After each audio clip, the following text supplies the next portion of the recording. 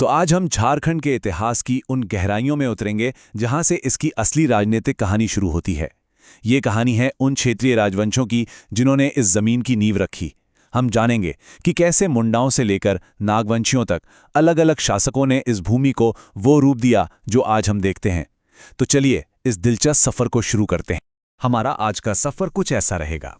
सबसे पहले हम इन क्षेत्रीय राजवंशों के बारे में जानेंगे, फिर झारखंड के पहले राज्य सूतिया नागखंड की स्थापना की कहानी सुनेंगे।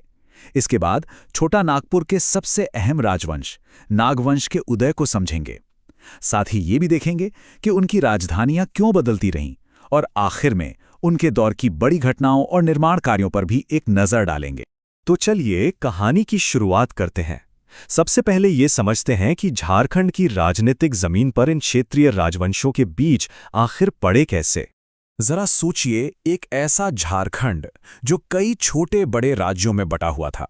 यही वो राज्य थे जिन्होंने मिलकर इस पूरे क्षेत्र की राजनीतिक और सांस्कृतिक पहचान की पहली ईंट रखी थी।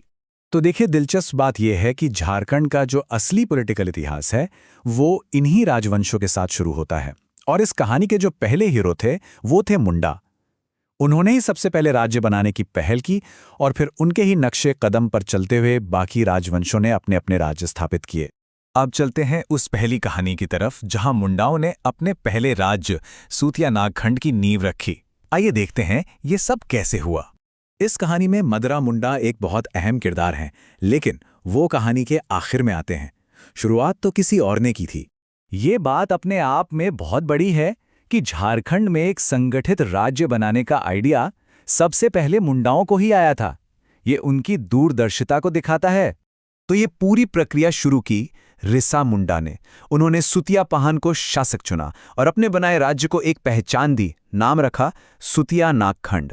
और हाँ, अच्छे एडमिनिस्ट्रेशन के लिए उन्होंने पूरे राज्य को 7 गढ़ों में मतलब 7 हिस्सों में बांट दिया। ये वो 7 गढ़ थे: लोहागढ़, हजारीबाग, पालूनगढ़, मानगढ़, सिंहगढ़, सुरगुजागढ़ और केसलगढ़। ये सिर्फ नामों की एक लिस्ट नहीं है, ये इस बात का सबूत है कि उस जमाने में भी एडमिनिस्ट्रेशन कितना व्यवस्थित था।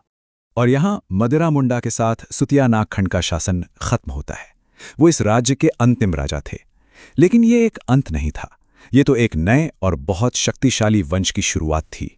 तो अब बात करते हैं उस राजवंश की जिसने झारखंड के इतिहास पर शायद सबसे गहरी और सबसे लंबी छाप छोड़ी, छोटा नागपुर का शक्तिशाली नागवंश। इस नागवंश की नींव रखी थी फणिमुकुट राय ने, जिन्हें आदि पुरुष के नाम से भी जाना जाता है। और माना यह जाता है कि मदरा मुंडा ने ही उन्हें गोद लिया था और यहीं से नागवंश की कहानी शुरू हुई। फणिमुकुट राय की एक नीति बहुत कमाल की थी।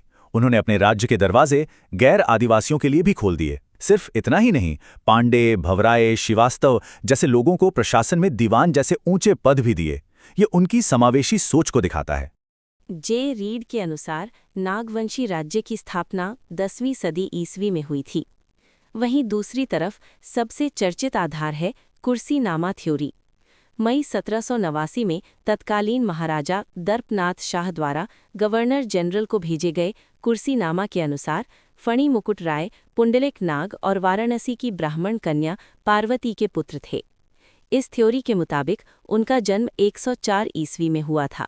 नागवंश के आदि पुरुष फणिमुकुट राय ने न केवल एक साम्राज्य की नींव रखी, बल्कि उसे प्रशासनिक और राजनीतिक रूप से मजबूत भी बनाया।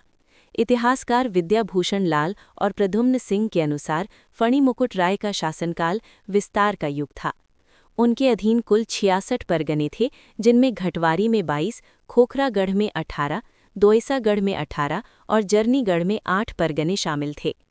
उनके राज्य के पूर्व में पंचेत और दक्षिण में क्योंझर राज्य स्थित थे।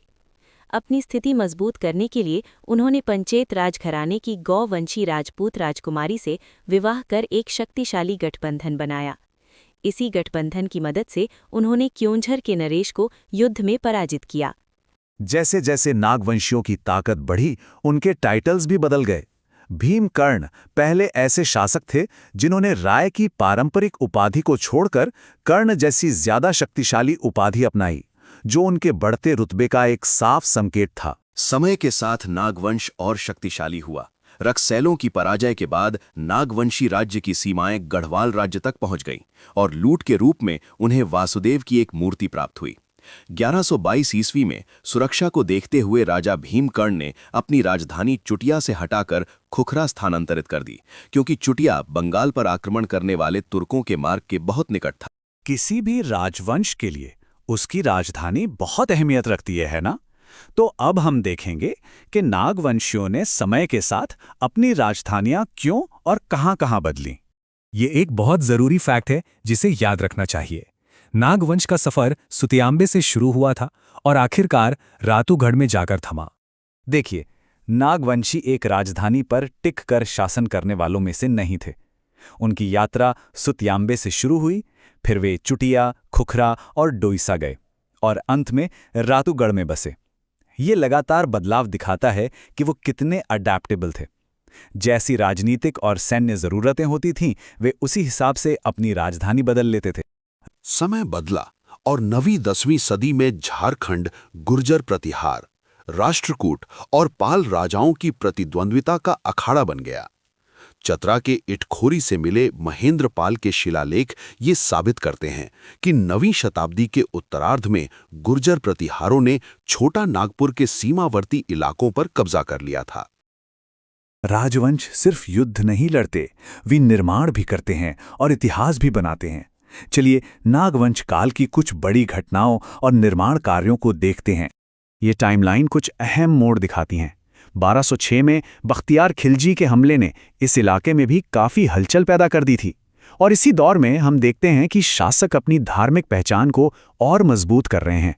1401 में हापामुनि मंदिर में मां काली की मूर्ति की स्थापना हुई और फिर 1458 में राजा शिवदास कर्ण ने महाविष्णु की मूर्ति स्थापित करवाई। महाविष्णु के मूर्ति से ही प्रभावित होकर बंगाल के चैतन्य महाप्रभु मथुरा जाने के क्रम में झारखंड आए। ये उनकी गहरी धार्मिक आस्था को दिखाता है।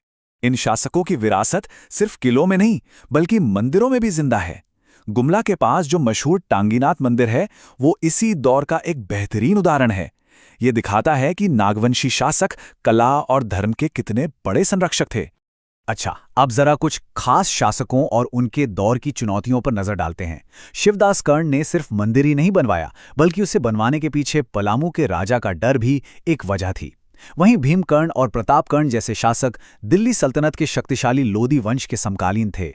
और सिर्फ बाहरी ही नहीं, प्रतापकर्ण को तो घटवाल विद्रोह जैसी अंदरूनी चुनौतियों का भी सामना करना पड़ा। ये हमें उस दौर की राजनीति की एक जटिल तस्वीर दिखाता है। और हम आज की इस चर्चा को इसी सवाल के साथ खत्म करते हैं। सदियों तक लगातार अपनी राजधानियां बदलने और बाहरी और भीतरी संघर्षों से जूझने के बावजूद आखिर नागवंशी राजवंश ने अपनी सत्ता और पहचान को कैसे बनाए रखा? ये सवाल हमें उनकी असाधारण राजनैतिक सूझबूझ और लचीलेपन के बारे में सोचने पर मजबूर करता है। वीडियो के अगले भाग में हम अन्य क्षेत्रीय राजवंशों की चर्चा करेंगे। इसे आप माइंड मैप से भी पढ़ सकते हैं। हमारे ऐप प्रबोध पथिका को, जिसका लिंक डिस्क्रिप्शन में दिया गया है, उसे डाउनलोड करें और ई बुक सेक्शन में जाकर माइंड मैप डाउनलोड करें।